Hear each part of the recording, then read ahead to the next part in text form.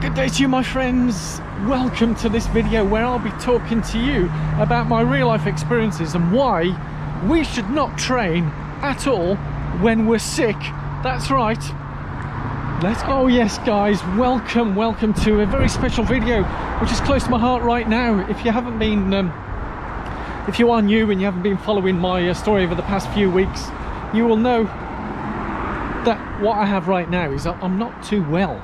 And I haven't really been doing any running or training, but what I want you to show you, and you can skip to the end if you want to see the scientific evidence, where by skipping some training runs, not doing any training runs, does have virtually zero impact on your fitness for the actual running. Because I'm going to do a series for helping those with London Marathon. I've got a time qualifier for London Marathon coming up this April. All things being equal, I'll get my operation done, get my stones sorted out, kidney stones, gallstones. I'm not a well bunny, and I'll go through and show you the science of how my fitness in the past 5 weeks has virtually not changed at all. But right now I'm traveling from East London and I'm going to take you to a very special location in central London. Yeah, where's that going to be?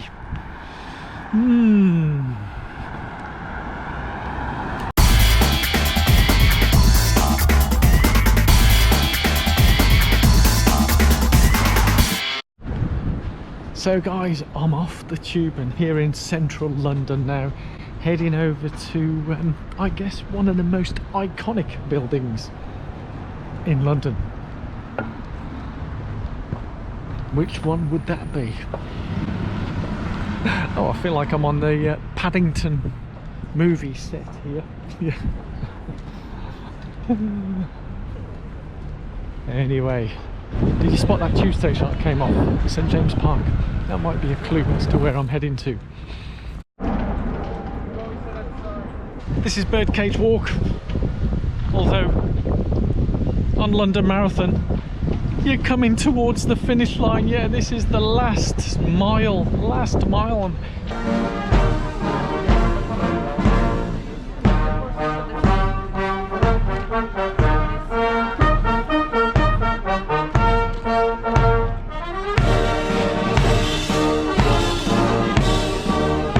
Go. Yes, welcome to Buckingham Palace. Yes, I've got me all the gear and some idea. So yes, why am I here at Buckingham Palace? Well, many reasons. The key reason is because whilst I've time qualified for London Marathon, those of you who know, as I say, London Marathon is one of the most iconic marathons in the world. And this is where the finish line is. Yeah, so straight ahead of me I can see the Mall, and literally hundreds of yards from this exact location is the finish line for London Marathon. So the whole purpose of this video series that I'm sharing with you all here is the journey to London Marathon, or a spring marathon, or any marathon, because you may come across this video not just now in winter, January 2020, but also to help you guys, because the finish line, for me, running a marathon, it's all about getting to enjoying the actual marathon itself, but also enjoying the training process. And as I said at the beginning here, I've got some information to share with you, because now we're getting into the training part of the marathon, and people, especially beginners, and I was one there, and even some well-to-do runners might slip into this mistake that many of us do, and one that I want to share with you, where you can miss some training sessions, or many training sessions, without having any adverse effect with the actual fitness, your fitness. So going back to 5 weeks ago, so 5 weeks ago I ran a training run, and it was a week before the Malaga marathon. So bearing in mind I'm at the peak of my fitness for a marathon race, so I'd ran 10 miles, 16 kilometers, and literally 5 weeks later, my first time that I'd ran 16 kilometers, whilst at this time I'm still waiting for surgery for my gallstones and kidney stones, and yes, they do cause a lot of pain, is that I'm here to actually show you that I've done 5 weeks was the difference between those times. So if I look at the stats, bearing in mind, and I also need to add the caveat that I just didn't rock up and run the 10 miles, 16 kilometers without any training. You may have seen the training run that I'd done literally a week before with Lawrence, and that was just 30 minutes. And so last Sunday I ran, and it was such a great run. I managed to run the 16, yes, just 90 odd minutes, 16 kilometers. And when you look at the differences between the two, so if you look at the times from now, where I ran the 16 kilometers, you'll see that the training effect, the distance and how that works, comparing that to 5 weeks before, the actual amount of time it took me to run that, whilst the elevation was slightly different, the time was within a minute or 2 minutes. Yeah, so now understandably there is a slight difference between the effort and so on, because as I say, 5 weeks prior to this I was at the peak of my fitness for my marathon, and now I'm beginning the next training cycle, so the fitness would have dropped a little. So for those of you out there who are getting a bit concerned and worrying what is, you know, I'm not feeling well, I'm a bit I've got a bit of flu, what happens if I miss one training plan? Well, not a lot. What if I miss 2? Again, not a lot. I had 3 weeks, 3 whole weeks since finishing Malaga Marathon of 0 running, 0 training, 0 anything.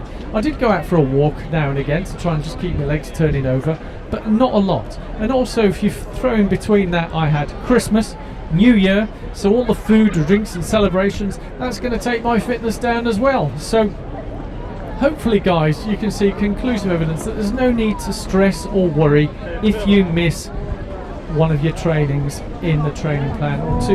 And I've shown that I've gone 3 weeks without any training. So I'm trying to concentrate here with everybody. Here I am at one of the most iconic buildings in London, Buckingham Palace, yeah, and I'm literally surrounded by tourists.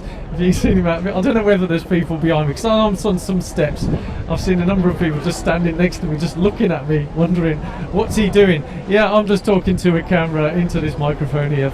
Thank God for this microphone, otherwise you'd be getting a lot of background noise. But hopefully this has helped you in some way. If it has, give it a thumbs up.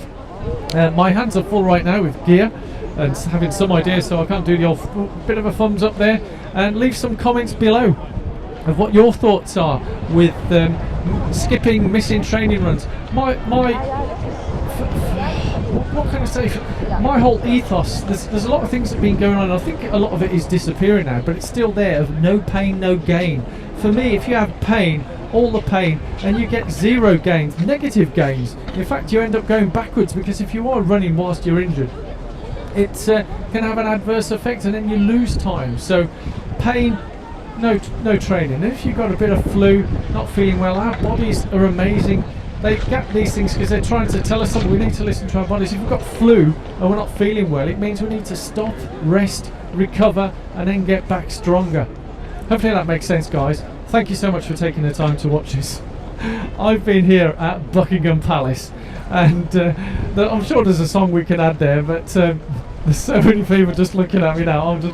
I was trying not to burst out laughing, and I don't know why they want to take photos of me, but you know, there are press over on that side, because as you may imagine right now it is quite topical with the royal family and Prince Harry, Meghan wanting to do their own thing. But anyway, I digress. Thank you so much for watching, and I look forward to seeing you at the next video, where I'll be talking about how to continue talking when you have a bunch of tourists looking in your face and wondering, what are you doing? No, I'll be talking about the next stage of the London Marathon training. So I'm very much looking forward to sharing that with you.